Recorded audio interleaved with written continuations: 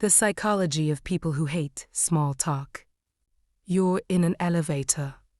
Someone steps in and says, "Working hard or hardly working." And suddenly you'd rather jump out the window. Or you're at a party. Someone asks about the weather, and you feel your soul physically leave your body. For some people, small talk is mildly annoying.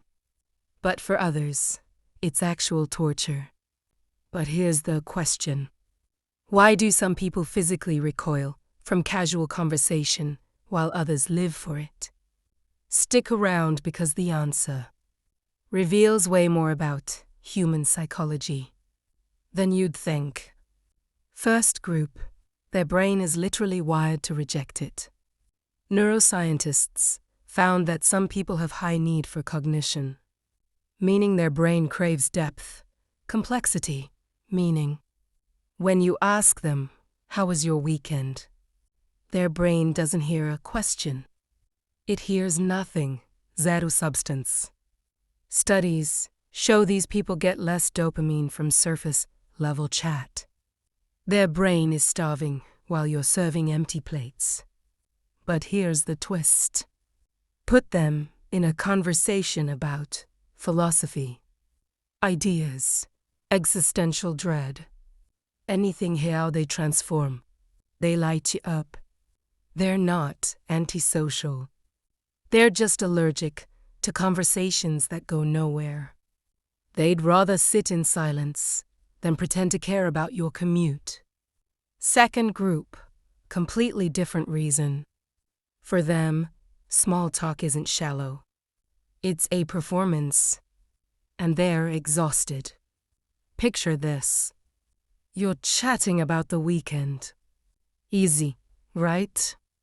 But in their head, am I smiling too much? Did I just say something weird? Are they judging my answer? Should I ask a follow-up question now or later? Psychologists call this cognitive load. While you're breezing through small talk, they're playing mental chess, analyzing every word, every facial expression, every pause. And here's the brutal part. Because they're so busy performing, they can't actually be present.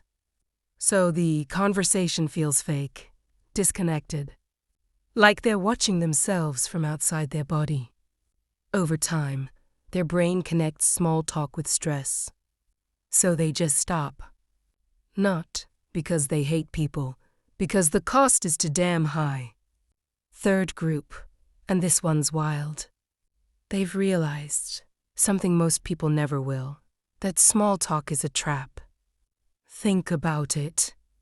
Someone says, "How are you?" You say, "Good, thanks," even if you're dying inside. Someone asks about your weekend. You give the standard answer and move on. We've been trained since childhood to follow these scripts. And sure, they're polite. They smooth things over, but they also lock you on the surface forever. You never connect. You never go deep. For people who value authenticity, small talk doesn't just feel boring. It feels like lying. Every empty question, every fake smile. It's a tiny betrayal of who they actually are. Psychologists call this existential authenticity. And for these people, small talk isn't social lubricant. It's a cage.